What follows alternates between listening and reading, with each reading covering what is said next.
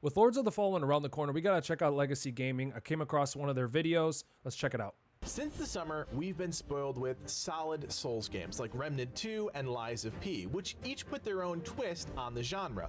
But on October 13th, it's clear we're getting a true-to-form Souls experience with Lords of the Fallen. True to form, true to form. Now, a quick plug, we talked about this game at length in our recent Ultimate Preview video, and had I known that the devs were going to put out this almost 8-minute overview trailer, I would have waited to incorporate some of the new details. But so alas, good. That's how these things go sometimes. I'm happy to say our Ultimate Preview video was more or less right on the money, but there are some really cool new details and gameplay that are worth talking about, so let's get to it.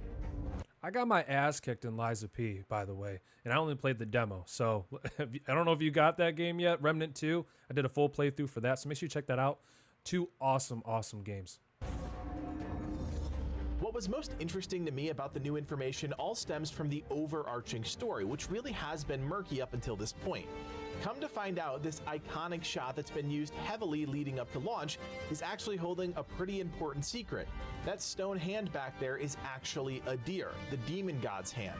Now, if you don't know, the whole premise of Lords of the Fallen is that we're trying to stop a deer who is attempting to Okay, we need to make it clear that we're not talking about this deer.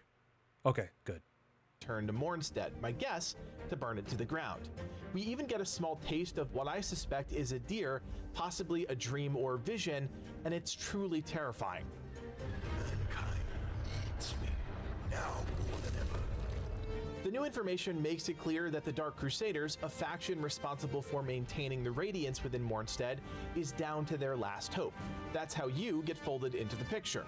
The Umbral Lamp, a powerful tool used to travel between the two worlds of Axiom and Umbral, was actually thrown away by its previous owner, and somehow you, as the Chosen One, come to find the lamp and wield its incredible power. Using that lamp, you'll need to travel across Mornstead's various regions, which the devs point out as Forsaken Fens, Burning Cities, Cavernous Mines, and Snow-Capped Forests. Beautiful, We actually man. got to see some of these regions from entirely new perspectives, which really cemented the power of Unreal Engine 5. I said it in our Ultimate Preview, and I will say it again. Lords of the Fallen is the best-looking Souls game out there, and that's all thanks to the tech that's powering the experience. Now, back to the gameplay, our goal is to reach the 5 holy beacons of the Sentinel, defeat the evil that's corrupting the beacon, and restore the Radiance to stop a deer's return. Now, Elden Ring was still a beautiful game. So many people have bashed Elden Ring and being an ugly game and the graphics weren't good. For the amount of content that you get in that game and how big that game was, it was still a really good looking game. Okay. not much has changed here, but we do have the right backstory to help us understand how our efforts are going to tie into the main story. What was officially revealed was the map of Mornstead. We did showcase this during our Ultimate Preview, but this is the first time the development team has released the image in an official trailer. The map, alongside some other images, are part of the game's journal, which may, heavy emphasis on that, be the only official map and landmark tracker in the game. So cool, This man. would be very on brand for a Souls game, but when considering the open world nature of Mornstead, the limited knowledge could make traversing the world that much more complicated. I'm okay with that. I'm okay with us.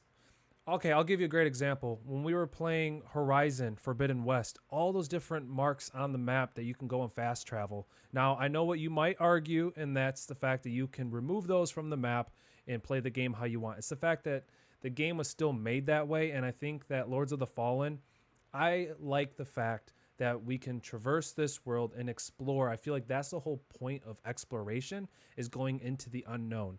So there's still going to be check marks, I'm sure, or checkpoints, but I like the fact that they're not holding our hand, just like From Software wouldn't hold our hand. So I like that they're carrying that over into this game.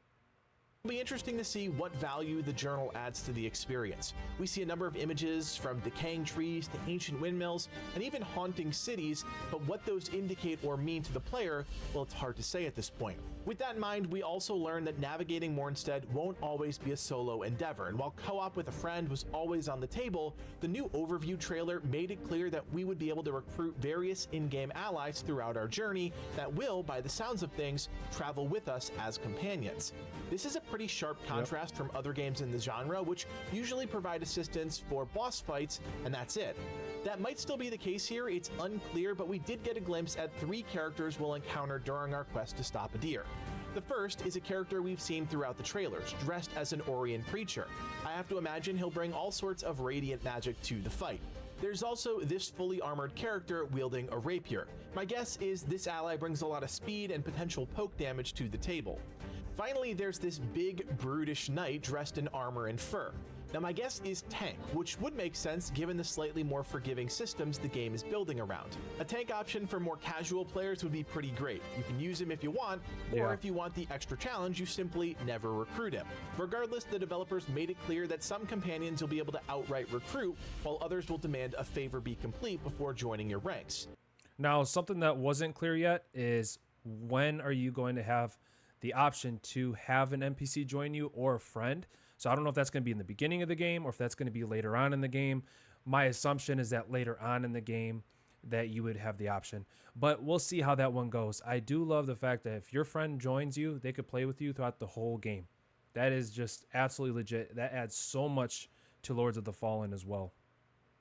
This does hint at a side quest system within the game, which wouldn't be totally new, but how deep that system goes and how far off the main story quest will travel, well, that's not quite clear yet. The final nugget of new content that really piqued my interest was the reveal of dozens of armor sets and hundreds of weapons. Those are the developers' words. That is a staggering number, and the team even showed off a bit of what players could expect to find throughout Mornstead. That is a large pool of gear to tap into, and a bit shocking given that we don't quite know how big Lords of the Fallen actually is. While we've seen some of this gear in action, when you slow things down, we get a really great look at what's out there for players to hunt down, such as massive axes, great swords, bone armor and weapons, a gladiator-inspired set of gear, ritual gear showcasing a flail weapon, knights, vagabonds, and possibly my favorite set of gear, something that embodies both the Radiant and the demonic hordes plaguing Mornstead. What we still don't know is if there will be any sort of transmog system in the game.